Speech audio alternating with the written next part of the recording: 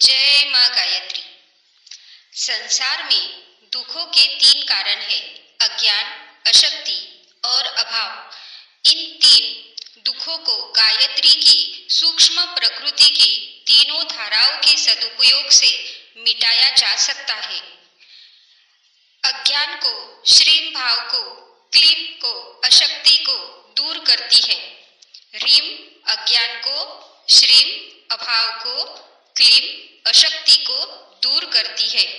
भारतीय सूक्ष्म विद्या विशेषज्ञों ने सूक्ष्म प्रकृति पर अधिकार करके अभीष्ट आनंद प्राप्त करने के लिए जिस विज्ञान का आविष्कार किया था, वह सभी दृष्टियों से असाधारण और महान है।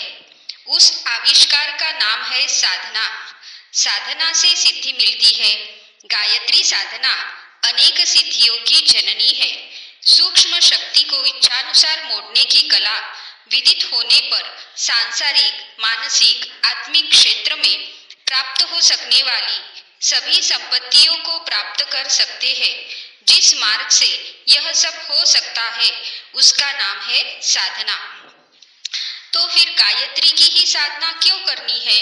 कई व्यक्ति सोचते हैं कि हमारा उद्देश्य ईश्वर प्राप्ति, आत्मदर्शन और जीवन मुक्ति है। हमें गायत्री के सूक्ष्म प्रकृति के चमत्कार में पढ़ने से क्या प्रयोजन? हमें तो केवल ईश्वर आराधना करनी चाहिए। सोचने वाले को जानना चाहिए कि ब्रह्म सर्वथा निर्विकार है, निर्लेप, निरंजन, निराकार, गुणातीत है। वह न किसी से प्रेम करता है, न किसी से द्वेष करता है, केवल दृष्टा एवं कारण रूप है। उस तक सीधी पहुंच नहीं हो सकती, क्योंकि जीव व ब्रह्म के बीच सूक्ष्म प्रकृति का सघन आच्छादन है।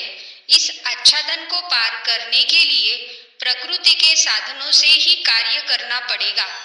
मन, बुद्धि, चित्त, अहंकार, कल्पना, ध्यान, सूक्ष्म शरीर, षटचक्र, इष्टदेव की ध्यान प्रतिमा, भक्ति, भावना, उपासना, व्रत, अनुष्ठान, साधना, यह सभी तो माया निर्मित है। इन सभी को छोड़कर ब्रह्म प्राप्ति किस प्रकार होनी संभव है?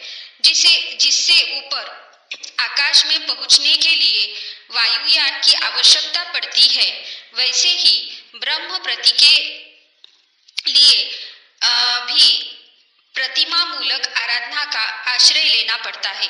गायत्री के आचरण में होकर पार जाने पर ही ब्रह्म का साक्षात्कार होता है।